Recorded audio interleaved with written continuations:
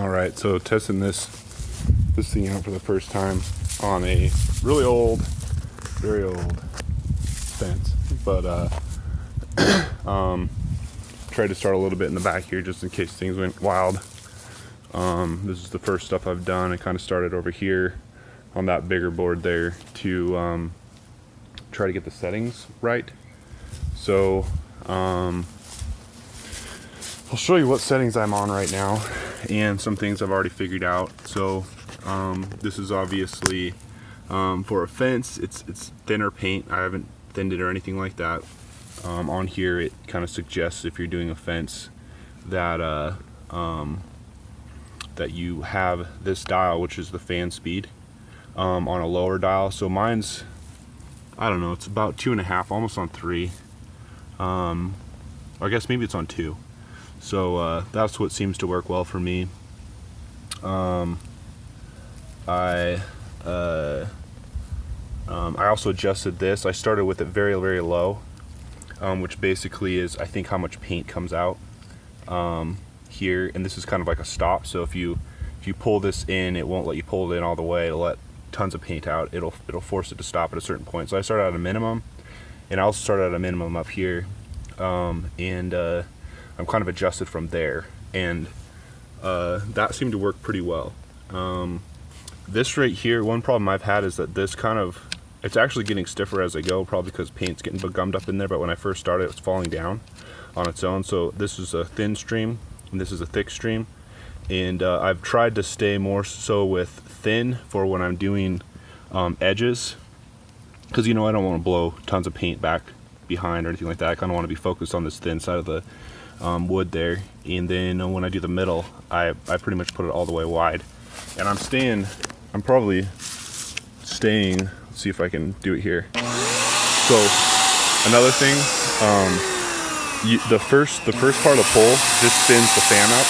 It doesn't actually put any paint out, and so that's one thing. If you just go straight forward and just pull it all the way back, it will splatter paint rather than fine dust of paint. And I wonder if some people having issues, that's part of their problem, why it's not spraying as evenly. But if I just go, I don't know if you can see that, but if I just pull straight, it just splatters paint out.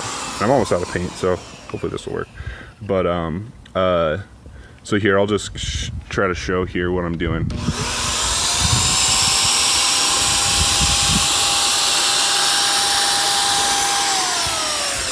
So it's probably kind of hard to tell, but because the wood's not that different in color what I'm putting on, but that was just overlapping the sides when it was on its widest, and that's about how close I'm going. And I'm just trying to pay attention to how thick the paint is. Kind of helps me determine. I can kind of feather it a little bit, like adjust by how close I am or not. But of course, if I decided I wanted more or less paint, I could adjust that. This red knob right here, and like I said, twisting it up makes it more paint, twisting it down makes it less paint. So yeah, if I was going to do an edge here, I'd put it on thin, and I'm going to grab this buddy and I'll try to do this edge. Hopefully it'll focus okay. I'll let it spin up, and I think I'm out of paint. There you go, I got a little left in there. So I just go down the edges like that. So far my strategy for this fence has been to do the edges first, go down, like if I was going to do this, I'd go down all the sides, get the top, go all the way down, get the top of this, go all the way down, and then I come back, do all the other sides, this back side, looking this way, do all those, and then I come back with a wide and get the rest. And that's worked pretty well so far. But yeah, that's a really quick rundown, and I'm not an expert, I'm not a pro. If there's something that people see that I could do better, I would love to hear from you guys, and I'll try to, I might even pin it if it's really useful. Sometimes people have really useful things to say, like, you're doing it totally wrong. I want to make this better for people, so if there's any input you guys have, I do that. But I'm pretty satisfied so far with how this is going. I do notice that this tip gets a little bit of paint on it, if you let it sit, it might dry on there and that might mess stuff up, but I haven't had the problem yet. Obviously I've just started, but I do think I need some more paint, so I'm gonna get some more paint and go on down here. So just for, I guess, a little more before picture, I do have a picture of me pressure washing this. I pressure washed some of it a lot, paid more attention to some of it than some parts than others. This front part, I don't know if you can tell in the video, but it's a lot cleaner than some of the other parts. Like for example, the back behind the fence I painted, it's almost gray fence. I just really quickly pressure washed that off. I didn't stand there and just run right down every, an inch wide, but I think it'll be okay. I just don't care enough to spend that much time on this fence. I think getting all the same color will be a great upgrade, and really I would want to replace the whole fence if I was going to do it right, so I don't want to do that, but I think this will work. Yeah, so far it is a little bit heavy. Your arm's probably going to get sore. I mean, I've only done that much and I was already noticing it, but what I mean, it's actually very light, but it's even it being as light as it is, when that thing's full of paint, it's a bit of weight. For the cost, getting an airless spray or something like that, so much more expensive than this thing is, and so far I would say I'm glad I purchased that. This works really well for these kind of projects. At least, I'm developing my theory, but right now this is being backed up that it's worth it for something like this. But yeah, obviously if I had the money I would definitely get an airless sprayer. But yeah, I haven't thinned the paint down. I'll show you what paint I am using here. So I got this from Sherwin-Williams. I get most of my paint from Sherwin-Williams. Not necessarily loyally to their brand or anything, but it's just, I'm just really familiar with them. But that's the exact color. And Super Deck. It's some of the Super Deck are IR reflective and some of them aren't. And obviously this one is, and I went with that one. But yeah, I didn't have to thin this down, just put it right in there. Started with minimum settings and went up.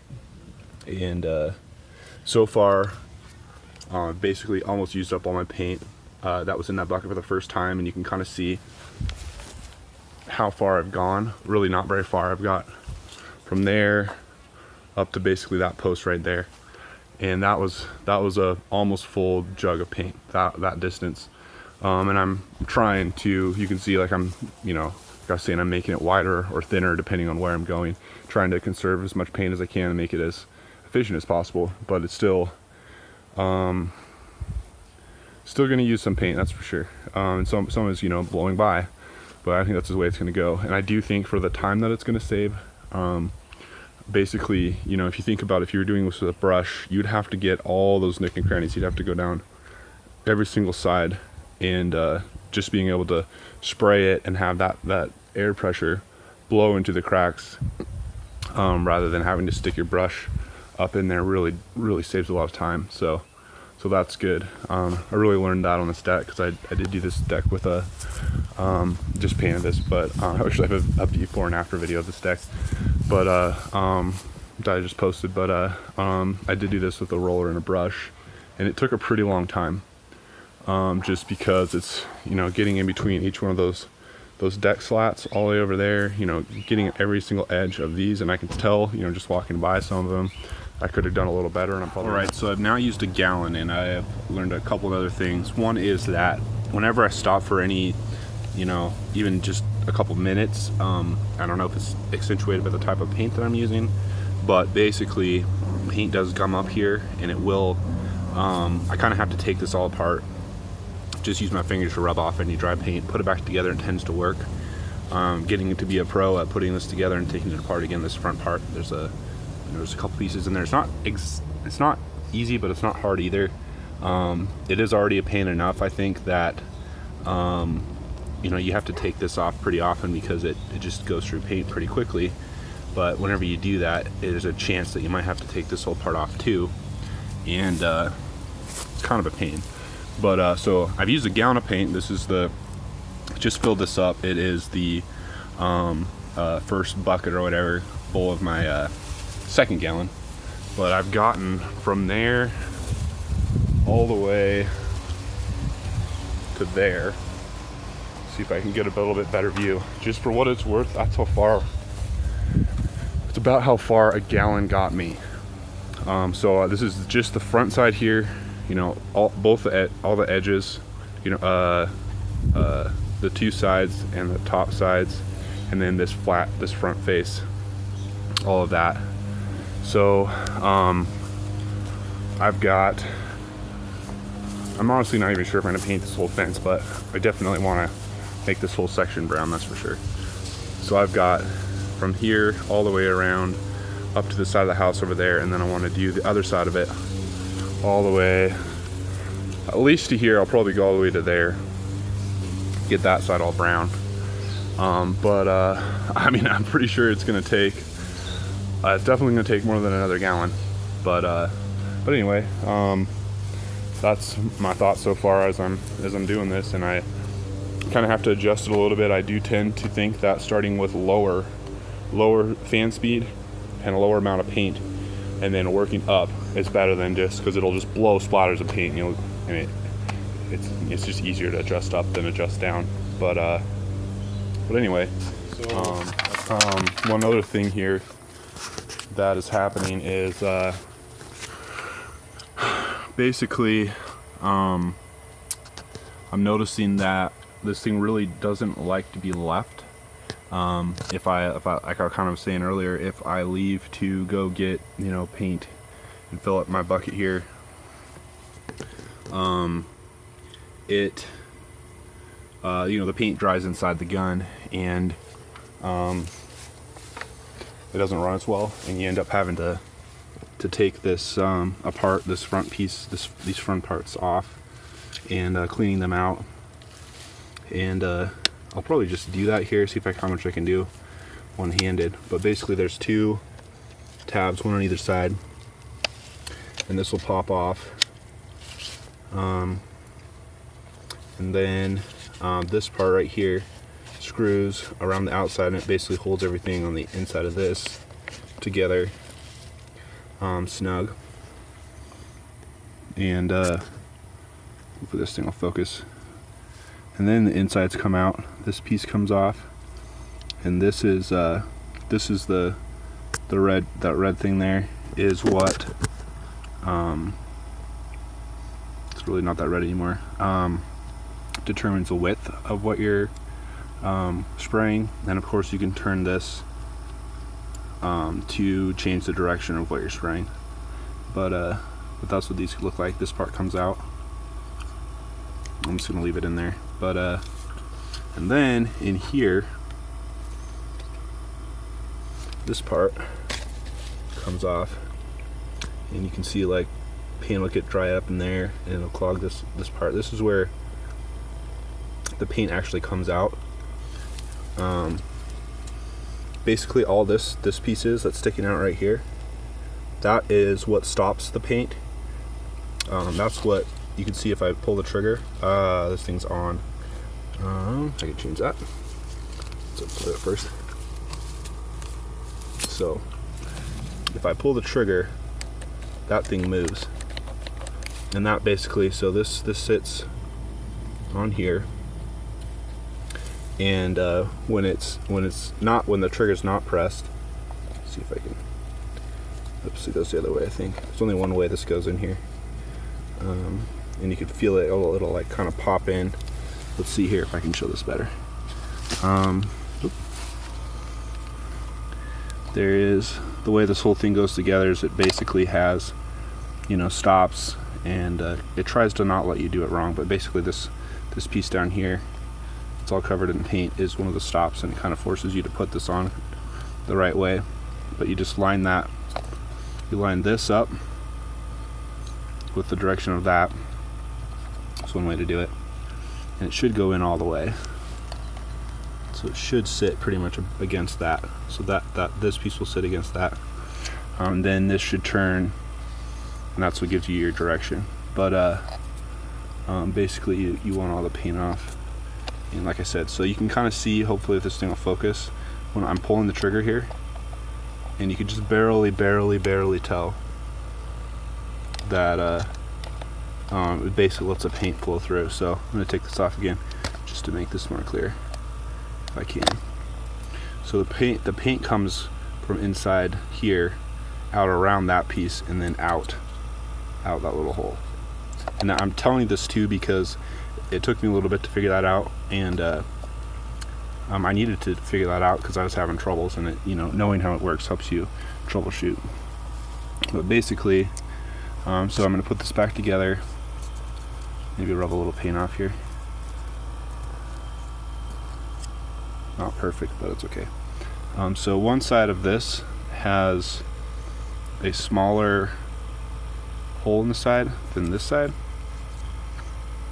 That one's bigger right here, and you can tell there's a little tab here and a little tab right here.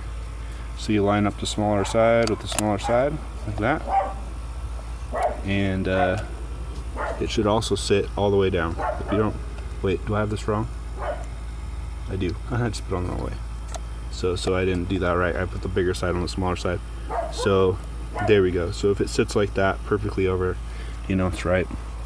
And then this part, this ring here, it just screws, or just, yeah, screws over the top and holds it all down. And you can, I don't know, you don't want to do it too tight, but you can do it pretty tight. And then this should still be able to turn when you do that. And ran out of space. Hopefully I can finish this before I have to delete some more photos. But anyway, so yeah, and this slides just right over the top. Pretty much snaps on, and you have to line up this part right here with that red tab. And it should snap on if it's done correctly, like that. So you can see the tabs. Let's see here. So there's little hooks right on both sides here. Snap over that, and then you should still. It's a little bit tough, but you should still be able to turn this. And really, I think this is supposed to turn, and this ring that we screwed over isn't supposed to turn, because it does let a little bit more paint out. It doesn't run quite right if this ring right here isn't tight enough. But basically, you have to take it apart. Hopefully that'll be helpful for you. I mean, it's kind of self-explanatory. But anyway, like I was saying, this, you can see the wide angle there and the tight angle there. That adjusts how thick or thin your stream is. And then this, the farther out this is, the farther down right now. This is the less paint. It'll basically stop it. So if you pull the trigger, you can only pull it so far. So only so much paint will come out. You can see it's hooked. It's really hooking it inside of this. It's moving something inside of here. It's moving that piece, actually, I showed earlier.